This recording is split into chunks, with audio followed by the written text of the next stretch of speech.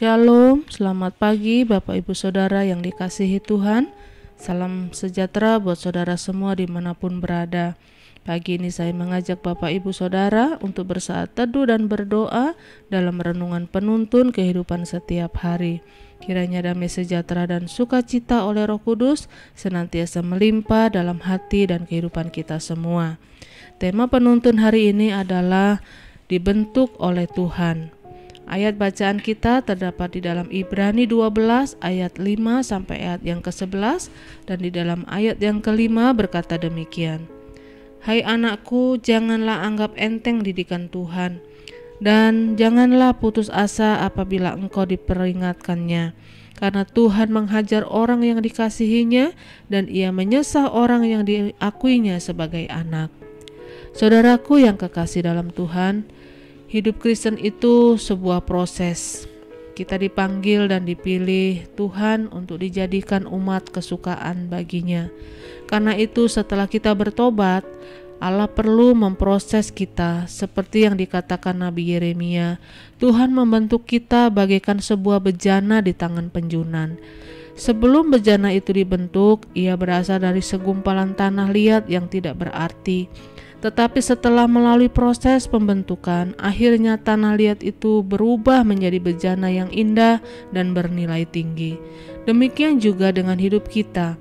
Diangkat Tuhan dari lembah dosa, lalu dibersihkannya, kemudian mulailah dibentuk, sampai akhirnya kita menjadi seorang yang berharga dan mulia dalam pandangan Allah. Setiap orang percaya pasti mengalami proses dan pembentukan oleh Tuhan. Karena itu pertanyaannya, mengapa Tuhan membentuk kita? Yang pertama, supaya menjadi dewasa rohani. Dikatakan jika kamu harus menanggung ganjaran, Allah memperlakukan kamu seperti anak. Di manakah terdapat anak yang tidak dihajar oleh ayahnya? Sebagai Bapa yang baik, Allah ingin melihat kita dewasa secara rohani. Allah ingin kita mengerti segala kehendak dan rencananya. Karena itu Allah akan memproses kita melalui segala sesuatu yang terjadi dalam hidup kita, baik yang baik maupun yang buruk, agar kita menjadi dewasa dan kuat. Yang kedua, mengapa Allah membentuk kita? Agar kita hidup suci.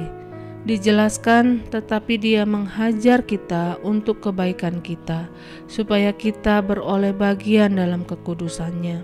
Allah itu kudus, karena itu Ia menghendaki kita juga kudus, sebab tanpa kekudusan mustahil dapat berkenan kepada Allah. Kudus mutlak bagi umat Tuhan, bahkan umat Tuhan di sepanjang zaman. Itulah sebabnya Allah harus mendidik, melatih dan membentuk kita. Karena setelah kita bertobat, tidaklah serta-merta kita sudah sempurna. Tidak sedikit kita jumpai seorang yang sudah lama mengiring Tuhan tetapi masih jatuh bangun dalam dosa. Itulah sebabnya, karena kasih-Nya Allah memproses hidup kita. Dan yang ketiga, mengapa Allah harus membentuk kita? Yaitu supaya kita dapat menjadi berkat buat orang lain. Kita dipilih Tuhan untuk diberkati dan sekaligus menjadi berkat buat orang banyak. Karena itu Tuhan harus mempersiapkan kita supaya bukan hanya diberkati, tetapi juga mampu menyalurkan berkat itu buat orang lain. Dikatakan, tetapi kemudian ia menghasilkan buah kebenaran, artinya dapat menjadi berkat buat orang lain. Jadi hidup Kristen pasti mengalami proses pembentukan Tuhan. Proses pembentukan Tuhan itu memang tidaklah membuat kita bersuka cita, tetapi berduka cita. Namun Tuhan punya maksud dan tujuan yang mulia di balik semuanya itu. Karena itu jika kita sedang menghadapi cobaan, janganlah cepat putus asa, tetapi berserahlah sepenuhnya kepada Tuhan, sebab sesungguhnya melalui pencobaan itu Tuhan sedang membentuk kita, dan di balik pembentukan itu ada sesuatu yang indah dan mulia yang sedang menanti kita. Amin. Mari kita berdoa. Bapa di dalam surga, kami bersyukur untuk apapun yang Tuhan izinkan terjadi dalam hidup kami, sebagai cara Tuhan membentuk kami, secara Tuhan memproses kami, baik itu lewat masalah, persoalan, sakit, penyakit, bahkan kami percaya Tuhan, apapun yang Tuhan kerjakan, yang Tuhan lakukan dalam hidup kami, bukanlah rancangan yang jahat, tetapi rancangan kebaikan buat kami semua. Terima kasih buat firman-Mu, tuntun kami terus Tuhan, untuk kami terus berjalan sesuai dengan kehendak-Mu. Di dalam nama Tuhan Yesus Kristus kami berdoa. Haleluya. Amin. Kiranya berkat yang sempurna dari Allah Bapa kita, kasih karunia dari Tuhan Yesus Kristus, dan persekutuan yang indah dengan Roh Kudus menyertai kita semua dari sekarang ini dan sampai selama-lamanya.